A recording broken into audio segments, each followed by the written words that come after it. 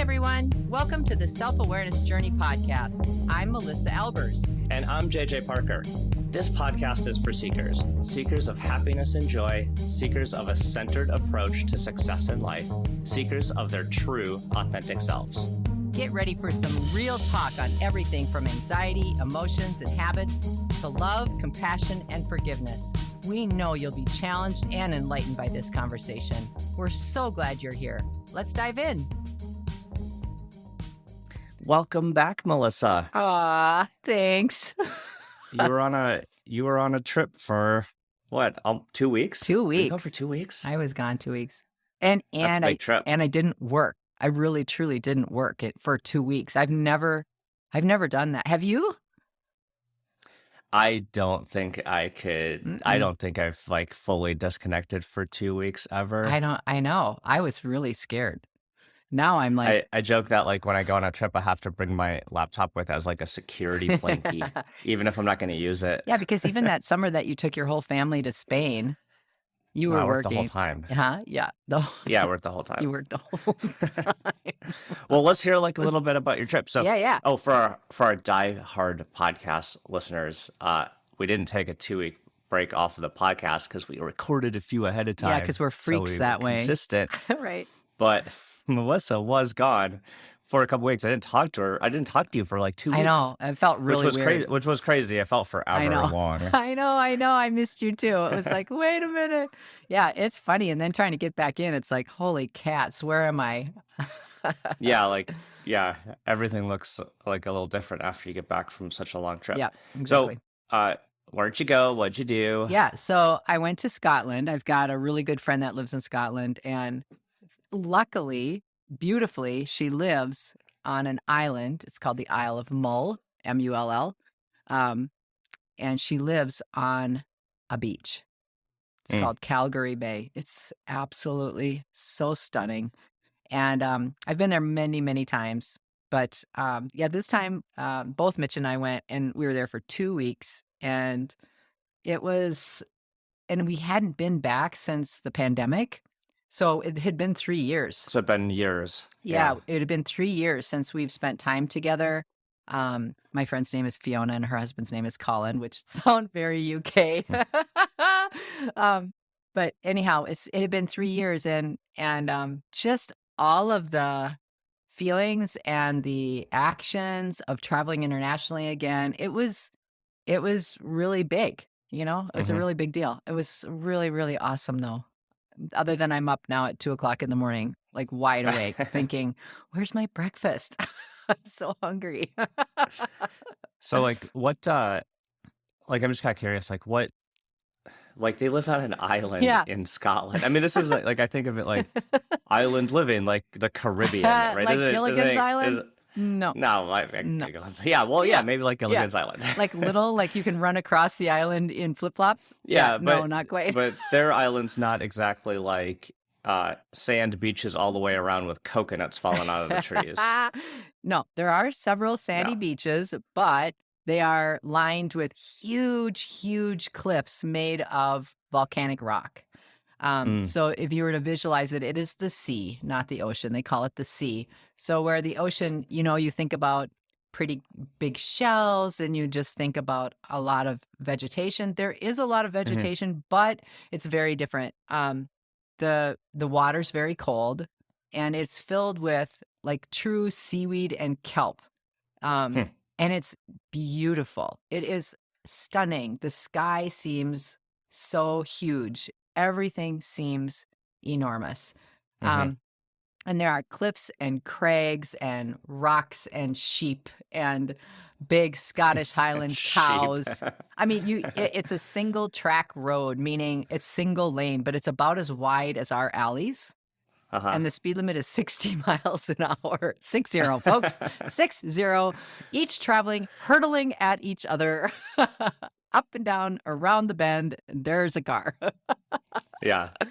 Anyway. On the wrong side of the road. On the wrong side of the road. Exactly right. I laugh because every single time I get into the airport, when I go there, and I see their car, I start walking to their car. So what do? I just get in the passenger side, but the passenger side is actually the driver's side there.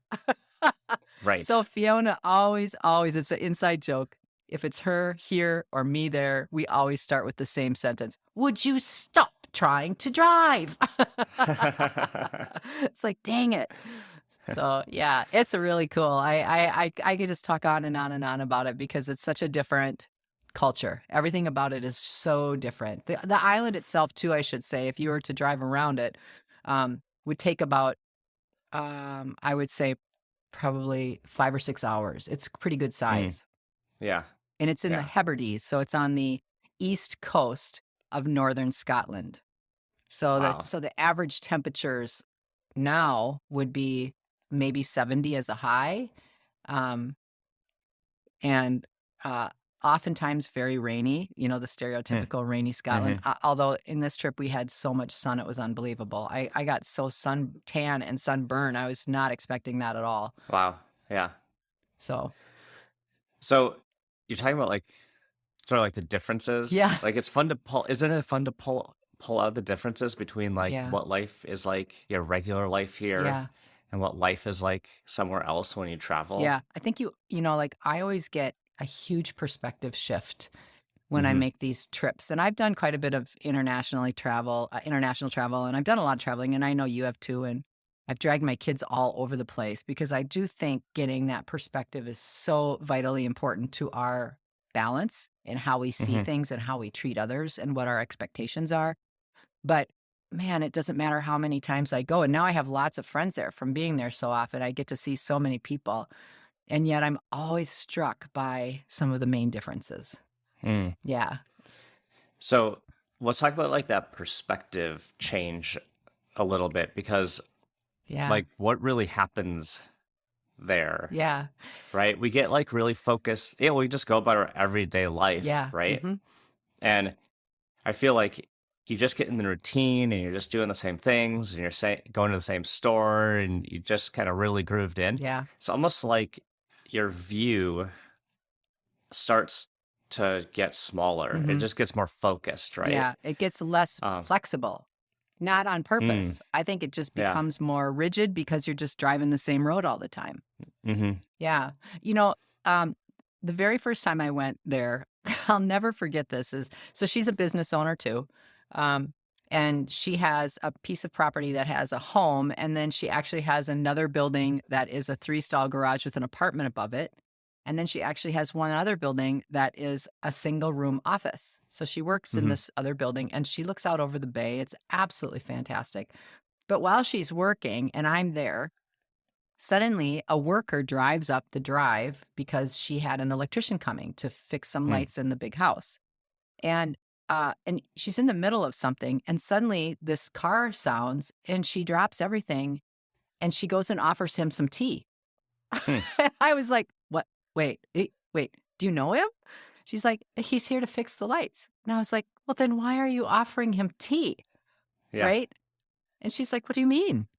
And so that was one of the major things that we noticed and talked about. The thing is that we're so close, it's really fun for us to talk about our cultures openly, and it's been very interesting. But there, if someone comes to you, you drop everything and you spend time with that person. And it's through a cuppa. They literally say a cuppa. Do you want a cuppa? So it's tea, coffee, whatever. It's usually tea. And the electrician sat down and had a cup of tea for half an hour, 45 minutes before he got to work. Wow. Yeah. Like here, if an electrician comes works at my house and I'm like, working, it's almost like I don't even get off my call. I'm like, wave. Okay, go do your thing. Well, and the last thing that Americans want to do is socialize with someone that they're paying to get a job done. Yeah. Right? We just don't do that. We just don't do that. And there was, and then this trip, kind of in the same vein, she's having this cool patio built. So the worker was having some fun, he was having some family stuff and, he was having a tough time. And so he was showing up for work and she's saying, if you don't feel like working today, don't do it. I was like, what? What? And that wasn't just her perspective. That's how they operate. Yeah. Well, I love hearing those stories because like it makes us think like, well, maybe we're not doing it right. Yes. Maybe Yeah. we should change the way we Yeah. operate, Yeah. right? Yeah. That Yeah. approach seems much more humane It, to me than our American yeah. version of dealing with workers. Well, I also find, I get teased a lot when I go there because I'm the American, right? And Americans have a bit of a reputation, although they're so fun loving. Scottish people are so fun loving and they're jovial. Their natural tendency is to make jokes and have fun. It is literally their natural way of being. And I love that. Like, I absolutely love that. And so I've gotten, people have given me a really hard time for some of the ways that we are. And so as a result, when I go someplace new there, or I'm brought to, I don't know, a new restaurant, or we go to a new group of friends that I'm going to meet, I pull back and am quiet and watch first to see what the interaction is like before I just jump in and sound like a, bloody rude American. So it's interesting because I do take my own inventory more when I'm gone. I just think, right? That's interesting. Yeah. I'd rather assimilate and be able to experience all the good stuff from that rather than make a huge ripple so no one can operate in their normal way because they're all like, who is this person? Which would easily happen if you're not aware.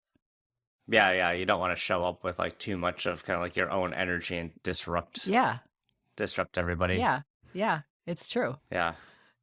'Cause sometimes if you're nervous, you can easily kind of over tilt on like engaging with people. Yeah. Which you're right, might throw others off. The other thing that I think is really, and this is traveling, and I'm speaking about international traveling today, but I think whenever you go anywhere, it's likely that people are going to be different than you, sometimes substantially and sometimes just in a very small way. But, how people dress, the way people look, the way people behave with their children. Yeah, I traveled to southern Minnesota this weekend, and let me tell you. Woo! Out of the box, No. huh? Well, actually, but a lot of southern Minnesota is more conservative. Well, actually, the thing I was gonna share is the first person I bumped into there who I didn't know is a complete stranger. Asked where I was from, and I said the Twin Cities, and he just launches into this like political opinion about what's happening in the Twin Cities. I was like, oh, wow.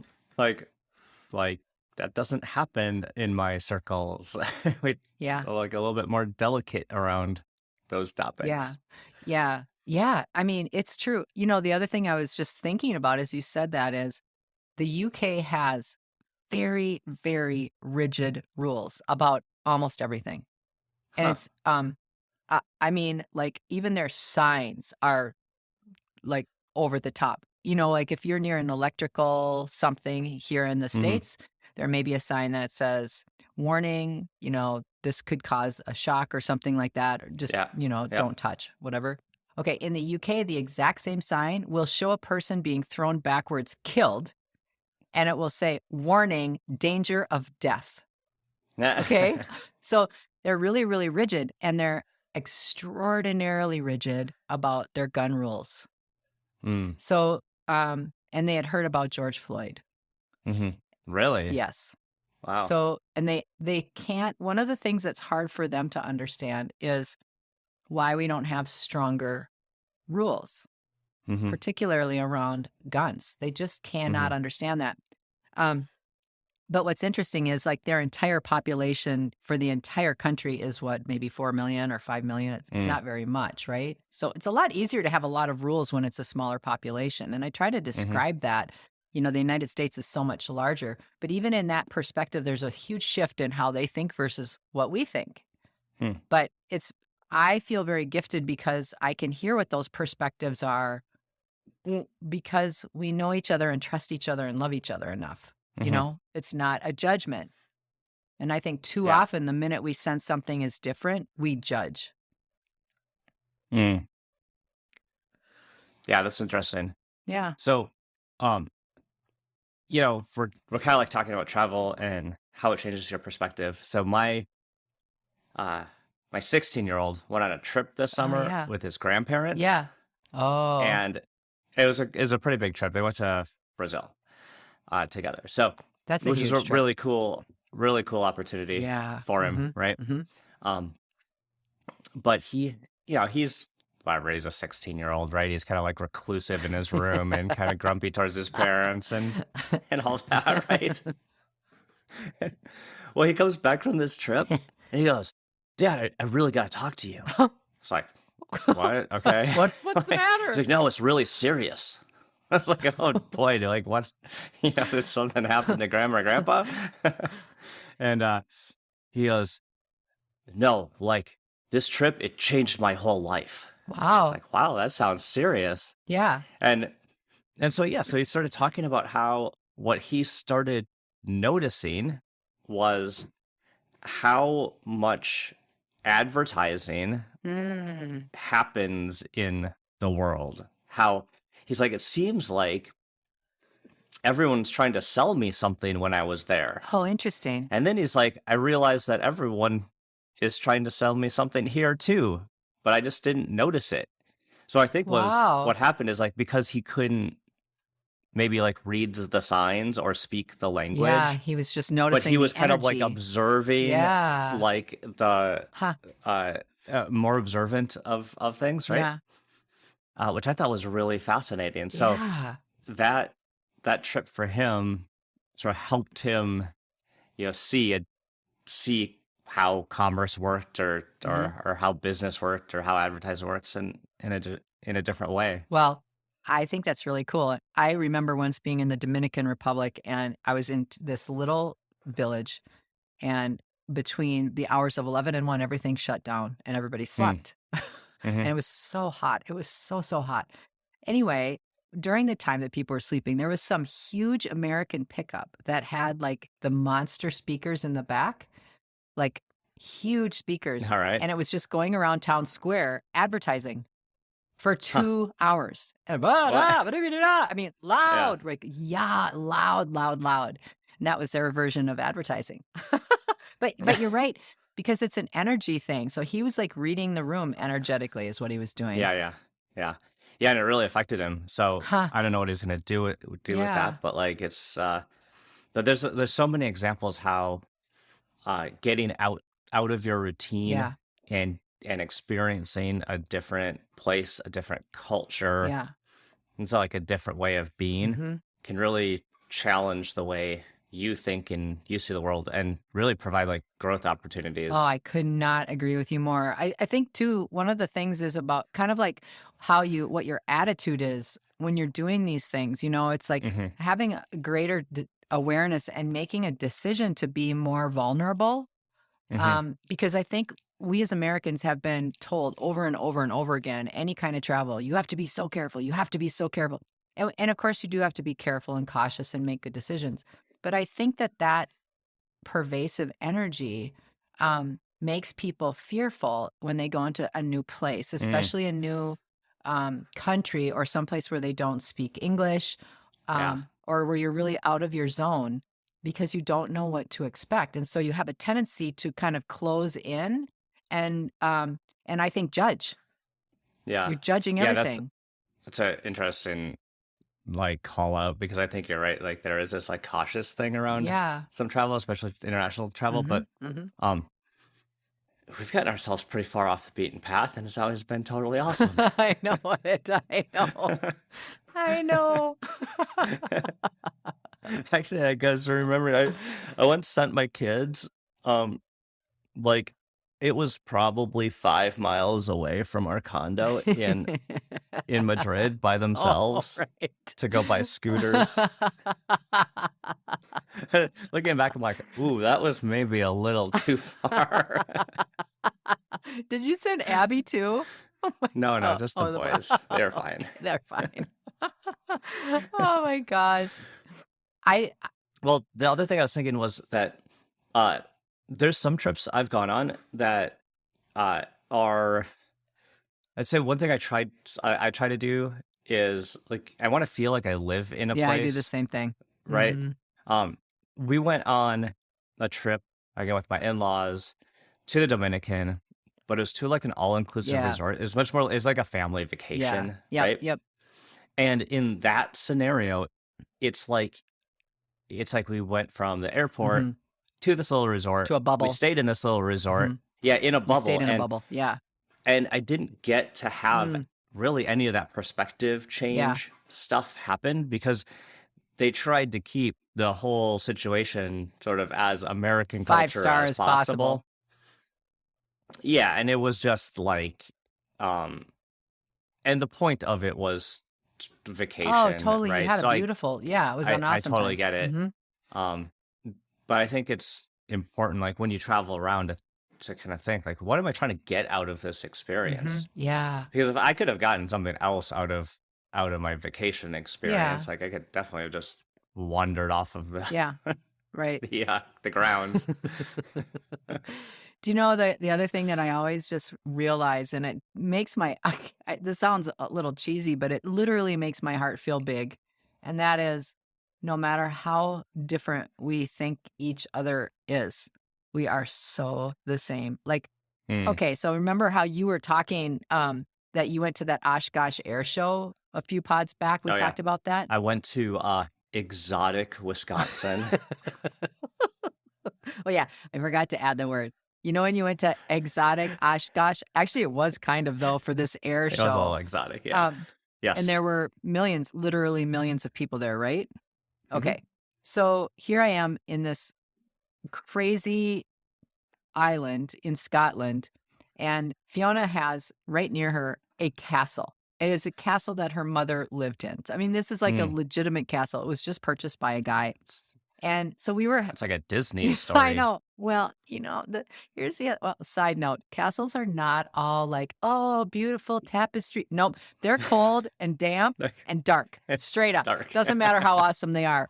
They just are cold, damp, and dark. Awesome, but still.